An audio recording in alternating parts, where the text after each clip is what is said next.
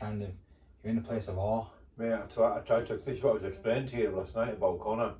You know, you'll have had it with fighters.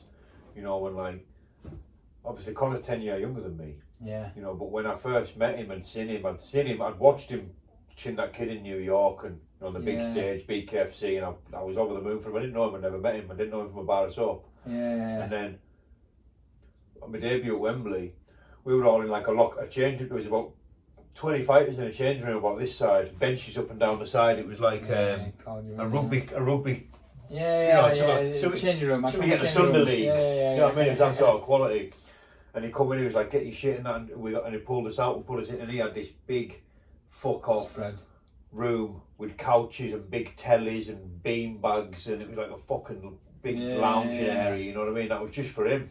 And he invited us, a few of us in there, and I remember thinking, like, looking at him thinking, wow, he's just like a proper pro, you know, like that just reminded me of like a proper professional.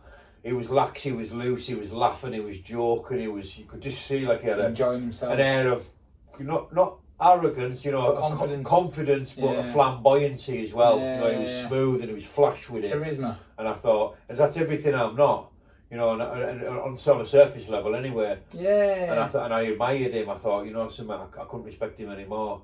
And I never forget that. And you know something, it come out about a year later. When I got to London that day, I got off the train at wherever it was, Victoria, I can't remember. We got off the train at somewhere, and the taxi was 200 quid from where we were to the venue, an Uber. Yeah. So I didn't find this out till about a year later. I thought my management had paid it, and Connor paid it for me.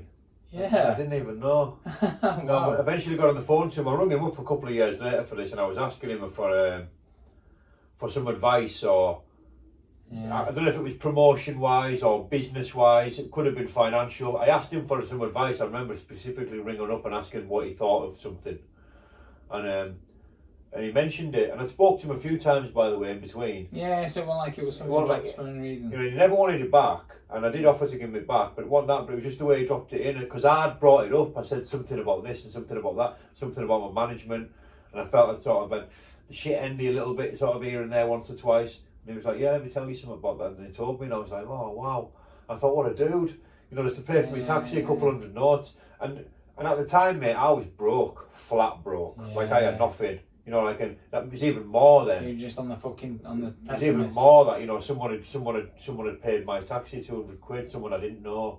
I thought, fuck, like, what is not to respect about that? Yeah. You know what I mean? And I admired him, mate, even more. It deepened the admiration. I thought he was a fucking proper boy. We met in different on different platforms, different companies, and he was a lot younger. I mean, this isn't the Connor Tierney show, by the way. I want to say, like, you know, I met him when he was a bit younger, a little bit more cocky, and I think that, you know, I mean, I'm not saying it's a bad thing, like, it's certainly not, you know, he's got to where he's got to, you know, and cockiness is needed sometimes.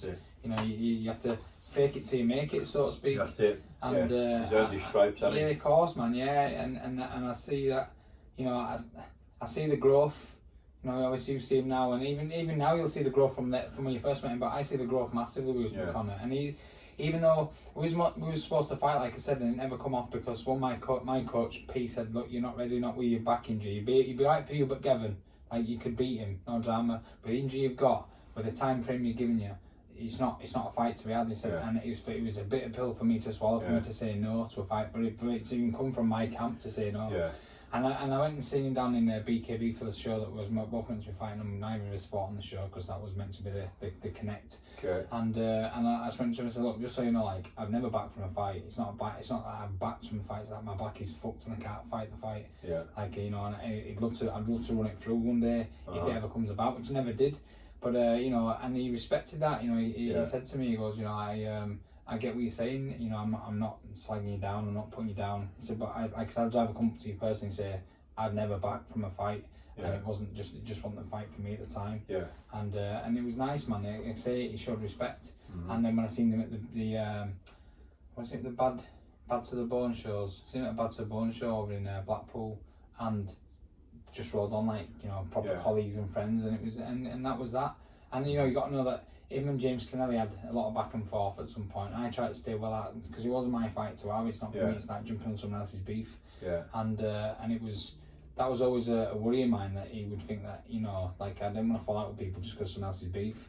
And respected that, even still respected me. So, you know, I've got to give a big shout out to Connor for being a man. Mm-hmm. For being a man about things and not letting it spill into personal shit. And